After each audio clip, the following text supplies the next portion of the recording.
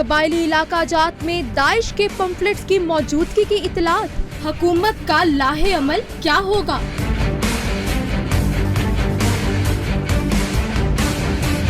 پنچایت اور جرگے کی قانونی شکل، حکومتی کارکردگی پر سوالیہ نشان۔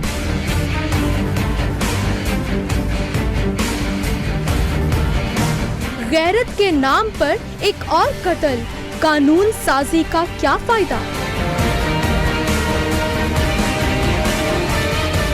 السلام علیکم ناظرین، پاکستان کے قبائلی علاقے کورم ایجنسی میں داعش کی جانب سے پشتو زبان میں ایک پمفلٹ تقسیم کیا گیا ہے جس میں دھمکی دی گئی ہے کہ افغانستان کے بعد پاکستان کے علاقوں quorum agency, Orakzai agency, Hangu اور ڈیرہ اسماعیل خان کو نشانہ بنایا جائے گا۔ یہ دھمکی ایسے وقت میں دی گئی ہے جب پاکستان دہشت گردی کے خلاف جنگ لڑنے میں مصروف ہے۔ آپریشن ضرب عضب کے بعد اس علاقے میں پاکستان کی سیکیورٹی فورسز مستعد ہیں، لیکن یہ بہت بڑا چیلنج ہے پاکستان کے پالیسی سازوں کے لیے کہ افغانستان کے علاقے ننگرہار میں جو کہ داعش کا ایک مضبوط گڑھ ہے، اسے کابل کے تعاون کے ساتھ یا کابل کے تعاون کے بغیر کس طرح سے نشانہ بنایا جا سکتا ہے تاکہ پاکستان کے اندر دہشت گردی کی کاروائیاں نہ ہو سکیں۔ اسی سارے معاملے پہ بات کریں گے۔ ہمیں جوائن کریں گے حسین حقانی صاحب، امریکہ میں سابق پاکستانی سفیر ہیں، اور ہمیں جوائن کریں گے رحیم اللہ یوسفزئی صاحب، سینئر صحافی ہیں۔ حسین حقانی صاحب، آپ کیا سمجھتے ہیں کہ داعش کی پاکستان میں کیا دلچسپی ہو سکتی ہے؟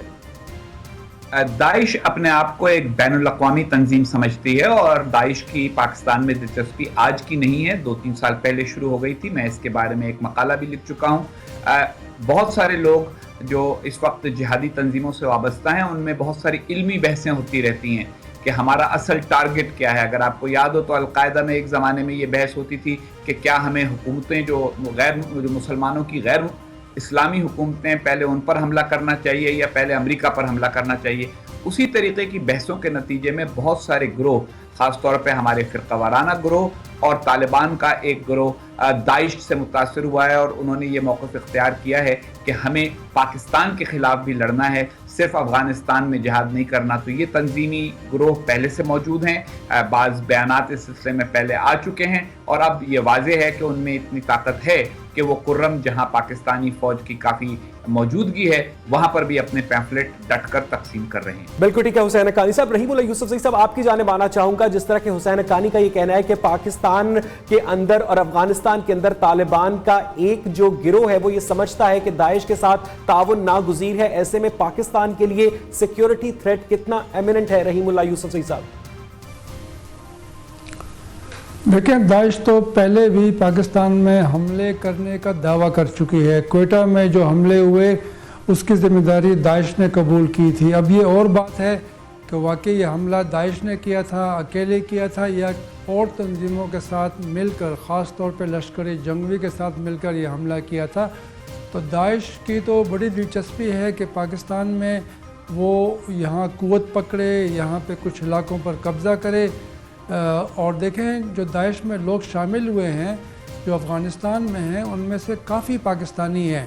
پہلے تحریک طالبان پاکستان میں تھے، پھر جماعت الاحرار میں تھے، اور پھر ان میں سے کافی لوگ داعش میں چلے گئے۔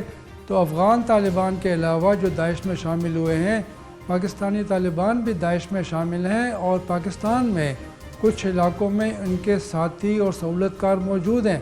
تو وہ تو چاہیں گے کہ پاکستان میں مزید حملے کریں، لیکن مسئلہ یہ ہے کہ ان کی ایک توجہ جو ہے، جو ان کا ایک ہدف ہے، وہ ہمارے اہل تشیع ہے۔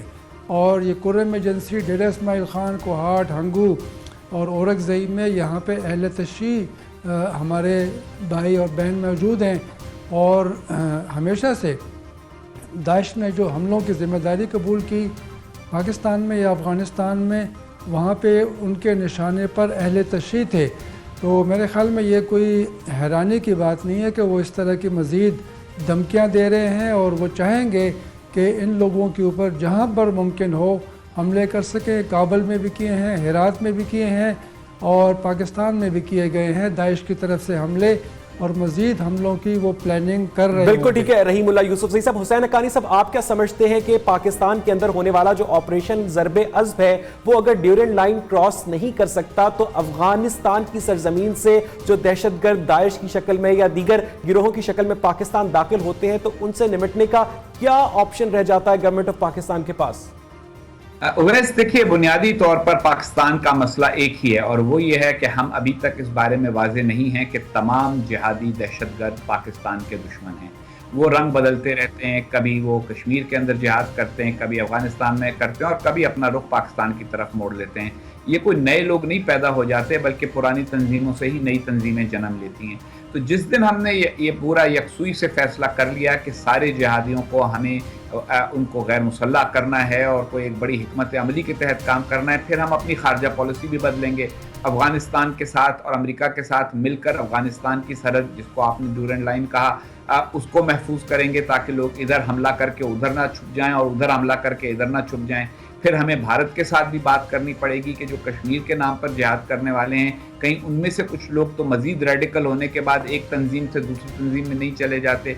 तो इसके लिए एक कौमी और इज्तिमाई हिकमत अमली की जरूरत है। जो हुसैन हक्कानी साहब, अगर मैं आपकी बात दुरुस्त तरीके से समझा हूं तो आर्मी पब्लिक स्कूल पेशावर के जो 150 मासूम बच्चे हैं उनका जो लहू है वो भी क्या गवर्नमेंट ऑफ पाकिस्तान को गुड तालिबान और बैड तालिबान की तखसीस खत्म करने पर आमादा नहीं कर सका?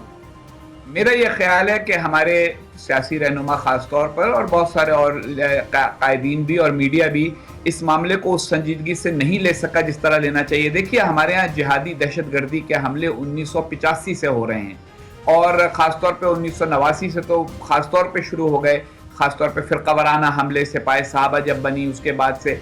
लेकिन हम एक ग्रोह के पीछे जाते हैं और उस ग्रोह का जब नाम बदल जाता है तो उसका पीछा करना छोड़ देते हैं। तो अब ये बैनुल अक़वामी जो तंजीमें जैसे अल-कायदा और दाइश, इनके खिलाफ जो बैनुल अक़वामी ताकतें इक़दाम कर रही हैं उनका भी हम पर असर पड़ेगा। हमें यकसुई के साथ इस अमल को बंद करना चाहिए। जो जिहाद है, अगर पाकिस्तान से जिहाद होना है तो वो पाकिस्तानी फौज करेगी।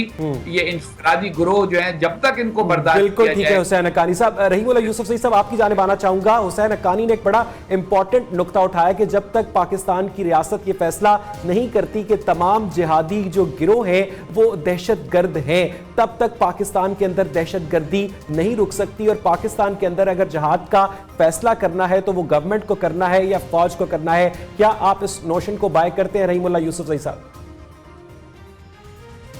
देखिए, मेरे ख्याल में एक हद तक तो हुसैन हक्कानी साहब ठीक बात कर रहे हैं, क्योंकि यहाँ जो पॉलिसी थी वो ज़्यादा वाज़ेह नहीं थी। यानी उन लोगों के ख़िलाफ़ कार्रवाई नहीं की जिन्होंने अपनी तंजीमों का नाम बदला और वो एक नए नाम से काम करने लगे, ये मसला हुआ। फिर जिनकी तवज्जो पाकिस्तान से बाहर थी उनके ख़िलाफ़ भी भरपूर कार्रवाई नहीं हुई। जो पाकिस्तान के ख़िलाफ़ जंग कर रहे थे उनके ख़िलाफ़ कार्रवाई हुई है, अभी भी हो रही है, पहले भी हुई है और ये पाकिस्तान की तरजीह थी।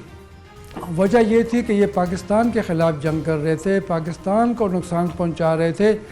तो सरकारी हुकाम कहते हैं कि तरजीह ये थे, लेकिन बाकियों के ख़िलाफ़ भी कार्रवाई होगी।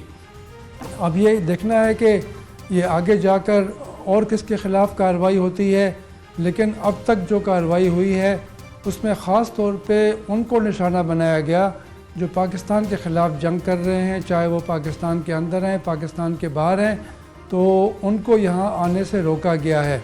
अलबत्ता अब देखा हमने हालिया दिनों में कि जब यहाँ पे जमात-उद-दावा, फलाह इंसानियत फाउंडेशन, हाफिज़ सईद और उनके साथियों के ख़िलाफ़ कार्रवाई हुई, तो मेरे ख़्याल में ये अब हम कह सकते हैं कि उनके ख़िलाफ़ भी कार्रवाई हो रही है, उन तंजीमों के ख़िलाफ़ जो मुख्तलिफ़ नामों से काम कर रहे थे और जो पहले उनके खिलाफ कार्रवाई नहीं हुई, लेकिन अभी उनके खिलाफ भरपूर कार्रवाई शुरू हो गई है। बिल्कुल ठीक है रहीमुल्लाह यूसुफ साहब, जरा यहाँ पर तवक्कुफ कीजिएगा।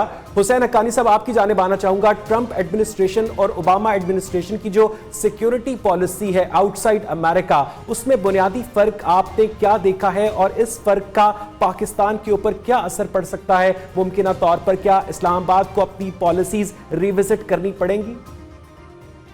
देखिए, सदर ओबामा बहरहाल बैनुल अक़वामी सोच रखने वाले आदमी थे और वो ये नहीं चाहते थे कि किसी और मुल्क का नुकसान हो। तो वो समझते थे कि अगर उनकी वजह से और मुल्कों का नुकसान हुआ तो वो इरादतन नहीं हुआ। ट्रंप की सोच बड़ी मुख्तलिफ है। उनका कहना यह है कि अगर अमेरिका पुरअमन है, अमेरिका पुरसकून है, तो बाकी जगहों पे अगर कोई मसाइल पैदा होते हैं तो वो हमारा मसला नहीं है। ठीक है, हम जो कर सकते हैं दुनिया में अमन के लिए वो करेंगे, लेकिन बड़े पैमाने के ऊपर अपने वसाइल उस पर खर्च नहीं करेंगे। ऐसी सूरत में جو بھٹیاں ہیں جہاں لاوا پک رہا ہے، چاہے وہ افغانستان ہو چاہے وہ پاکستان ہو، وہ ان سے واک اوے کر سکتے ہیں، ان کو چھوڑ کے آگے بڑھ سکتے ہیں، اور اس کے نتیجے میں ہمارے لیے بڑی مشکلات پیدا ہو سکتی ہیں۔ ہمارے لیے بہتر یہی ہے کہ ہم جتنا جلد اپنے پڑوسیوں کے ساتھ مل کر ایران سے بات کریں تاکہ جو فرقہ وارانہ گروہ ہیں ان سے نمٹنے میں ہمیں مدد ملے، افغانستان سے بات کریں تاکہ یہ بات ختم ہو کہ افغانستان میں حملہ کرنے والے پاکستان میں پناہ لیں اور پاکستان میں حملہ کرنے والے افغانستان میں پناہ لیں، اور انڈیا سے بھی بات چیت کریں، کیونکہ دہشت گردوں کا خاتمہ ہمارے لیے ضروری ہے۔ رحیم اللہ یوسفزئی صاحب نے درست فرمایا کہ کچھ اقدام ہوا ہے ان گروہوں کے خلاف جنہوں نے پاکستان کے خلاف اقدام کرنا شروع کیا، لیکن دیکھیے یہ اگر اس رفتار سے ہم چلیں گے کہ 20 سال گزر جائیں گے اور پھر ہم اقدام کریں گے، تو پھر اس کا مطلب یہ ہے کہ ہم جیسے سانپ ہوتا ہے، سانپ کے بہت سارے انڈے ہوتے ہیں، پھر بچے ہو جاتے ہیں، اور پھر ان بچوں کے انڈے ہوتے ہیں اور پھر ان سے دوسرے بچے ہو جاتے ہیں، تو یہ سلسلہ تو ساری عمر جاری رہے گا۔ یعنی حسین حقانی صاحب، آپ کو گورنمنٹ آف پاکستان کی جو خارجہ پالیسی ہے اس کے اندر وہ میچورٹی نظر نہیں آتی کہ ان تمام خطرات کو آئیڈینٹیفائی کر کے ان کا مقابلہ کیا جا سکے؟ صرف خارجہ پالیسی کی بات نہیں ہے، داخلہ پالیسی کی بھی بات ہے۔ مطلب یہ بچکانہ سوچ ہے کہ ہم ایک آدمی کو بندوق دیں گے، طاقت، اس کو دہشت گردی سکھائیں گے اور اس کو کہیں گے کہ صرف فلاں جگہ جا کے جہاد کرو، اور پھر اس کے بعد ہم اس کو کہیں اچھا وہاں جہاد کرنا بند کر دو، گھر میں بیٹھو۔ بہت سارے لوگ جذباتی ہوتے ہیں۔ دیکھیں یہ جو تنظیمیں ہیں، حرکت الجہاد الاسلامی العالمی، یہ حرکت الجہاد الاسلامی سے نکلی ہیں نا، یہ وہ گروہ ہیں جو کہتے ہیں کہ ہم پاکستان کی بات ماننا بند کر دیں گے۔ تو جب تک آپ اپنی باوردی فوج کے علاوہ کوئی اور لشکر، کوئی اور جیش، کوئی اور سپاہ پیدا کرتے رہیں گے، تب تک بالکل ٹھیک ہے حسین صاحب، توقف کیجئے گا۔ رحیم اللہ یوسفزئی صاحب، بڑی امپورٹنٹ بات کی حسین حقانی نے کہ اگر ڈونلڈ ٹرمپ امریکی افواج کو افغانستان سے یا عراق سے پل آؤٹ کرنے کا فیصلہ کرتے ہیں تو جو وولٹائل ریجنز ہیں وہاں پر جو دہشت گردوں کی نرسریز ہیں ان پر قابو گورنمنٹ آف پاکستان کیا ہمسایہ ممالک کے تعاون کے بغیر پا سکتی ہے؟ دیکھیں، ہمسایہ ملک افغانستان جو ہے وہاں تو حکومت بہت کمزور ہے اور اس کے بس میں نہیں ہے کہ وہ ان کے خلاف کوئی بڑی کارروائی کرے، حتیٰ کہ امریکی اور نیٹو کی فوج نے بھی تقریباً 15 سال تک کارروائی کی اور وہ جو مسلح گروہ ہیں خاص طور پہ طالبان، ان کا خاتمہ نہیں کر سکے۔ افغانستان کی حکومت نے مجبوراً ابھی جا کر ایک چھوٹی سی تنظیم حزب اسلامی حکمت یار کے ساتھ امن کا معاہدہ کیا ہے، اس کے اوپر بھی بڑی مشکل سے عمل درآمد ہو رہا ہے۔ تو یہ تو افغانستان کے بس کی بات نہیں ہے۔ غیر ملکی فوجیں جو ہیں امریکہ اور نیٹو، ان کے تقریباً 14,000 فوجی رہ گئے ہیں افغانستان میں، تو وہ تو یہ جنگ اکیلے نہیں جیت سکتے، اور اگر وہ رہیں گے تو کم از کم یہ ہوگا کہ شاید طالبان جو ہیں وہ مزید آگے نہ بڑھ سکیں اور کابل کے اوپر یا کسی بڑے شہر کے اوپر قبضہ نہ کر سکیں۔ لیکن طالبان ایک طاقت ہیں افغانستان میں اور ان سے بات کرنی پڑے گی، بات چیت ہوگی تو شاید یہ مسئلہ حل ہوگا۔ لیکن دیکھیں، یہ ہمسایہ ممالک جو ہیں ان سے بات کرنی ضروری ہے، سب سے بات کرنی چاہیے۔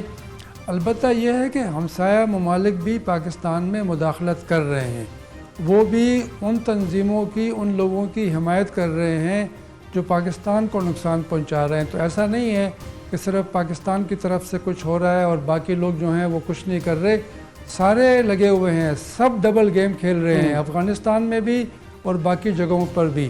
بالکل ٹھیک ہے رحیم اللہ یوسفزئی صاحب۔ حسین حقانی صاحب، ایک آخری سوال آپ سے کرنا چاہوں گا کہ اپنی گفتگو میں آپ نے جن خطرات کا ذکر کیا وہ کون سی مصلحتیں ہیں جو پاکستان کی حکومت کو یا پاکستان کی ریاست کو ان خطرات کی جانب سے آنکھیں بند کرنے پر آمادہ کرتی ہیں؟